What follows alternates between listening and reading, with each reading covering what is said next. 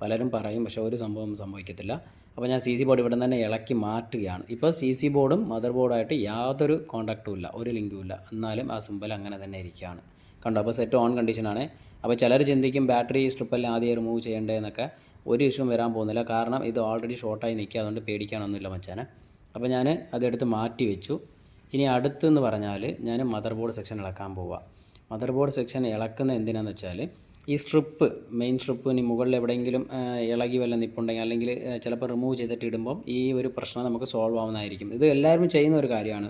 ഈ ബേസായിട്ട് ചില കാര്യങ്ങൾ ചെയ്ത് നോക്കും, അത് ഉള്ളതാണ്. അപ്പോൾ അതുപോലെ തന്നെ ഞാനിപ്പോൾ അടുത്ത സെക്ഷൻ ചെയ്യാൻ പോവാണ്. ഫസ്റ്റ് നമ്മൾ എന്താ വിചാരിച്ചു, CC ബോർഡിനകത്ത് എന്തെങ്കിലും ഷോർട്ട് ഉണ്ടാവും, വെള്ളമെല്ലാം കയറിയിട്ടുണ്ടാവും, അങ്ങനെ ചിന്തിച്ചു.